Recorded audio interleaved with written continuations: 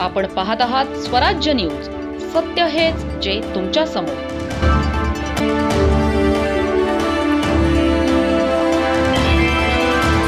नंदुरबारमध्ये गो तस्करीच्या घटनेनंतर वातावरण चांगलेच तापले आहे. या घटनेच्या निषेधार्थ सकल हिंदू समाज आणि गोरक्ष समितीच्या वतीने आज जन आक्रोश मोर्चाचे आयोजन करण्यात आले होते. मात्र पोलीस प्रशासनाने या मोर्चाला परवानगी नाकारली.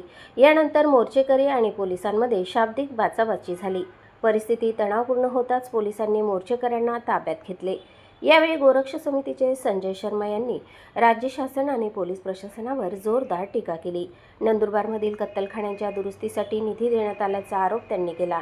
गो तस्करी रोखण्याऐवजी कत्तलखान्यांना निधी देणे हे हिंदू समाजाच्या भावना दुखावणारे असल्याचे त्यांनी म्हटले.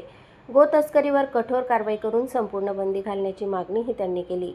दरम्यान कोणताही अनुचित प्रकार घडू नये यासाठी शहरात मोठा पोलीस बंदोबस्त तैनात करण्यात आला होता.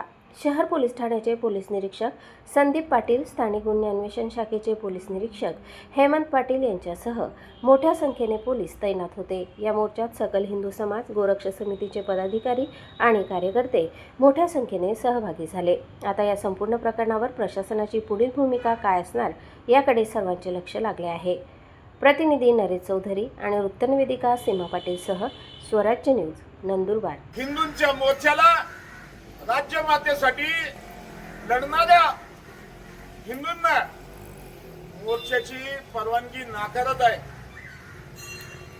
संविधानाने अधिकार दिलेला आहे, माननीय मुंबई हायकोर्टाने अधिकार दिलेला आहे आणि वेळोवेळी आदेश दिलेला आहे की मोर्चा काढणं हा सगळ्यांचा संविधानिक अधिकार आहे. माळीवाडा हा भारतात आहे ना, पाकिस्तानात नाही ना.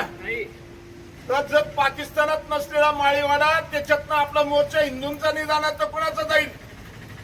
ईदे मिलादचा जुलूस चालतो आणि गाय मातेसाठी जे माळी समाज संपूर्ण त्यांनी संतांनी आपल्याला, सावता माळींनी आपल्याला आदर्श घालून दिलेला आहे. जे पूजनीय गाय मातेचं पूजन करतात त्या वस्तीतनं हिंदूंचा गाय मातेसाठी काढलेला मोर्चा जाणार नाही, अशा पोलीस प्रशासनाचा आपण धिक्कार करतो. आणि सगळ्या नंदुरबारच्या व्यापाऱ्यांना विनंती, काल मला काही व्यापाऱ्यांनी फोन केला की आम्ही दुकान बंद ठेवू. ही लढाई दुकान चालू ठेवून सुद्धा करता येते. आपल्याला पोलीस प्रशासनाशी लढायचंय. कोणत्या मार्गाने? बाबासाहेबांच्या संविधानिक मार्गाने. आणि त्याच्यासाठी कोणतेही शस्त्र घ्यायची गरज नाही. कायदा आणि कलम हाच मोठा शस्त्र आहे. मर्जी आली त्याच्यावर गुन्हा दाखल केला, मर्जी आली त्याला सोडलं, मर्जी आली जो लाचार झाला, जो शेपटी हलवायला लागला त्याला सांगितलं की तू माझाच कार्यकर्ता आहे. असं हे प्रकार आपण खपवून घेणार नाही. एक आलो तरी मोर्चा काढू, लाख आले तरी मोर्चा काढू. निषेध करायचं ठरवलं तर करू म्हणजे करूच. एवढं सगळ्यांनी लक्षात घ्यायचंय आणि सहभागी व्हायचंय. थोड्याच वेळात मोर्चा सुरू होणार आहे.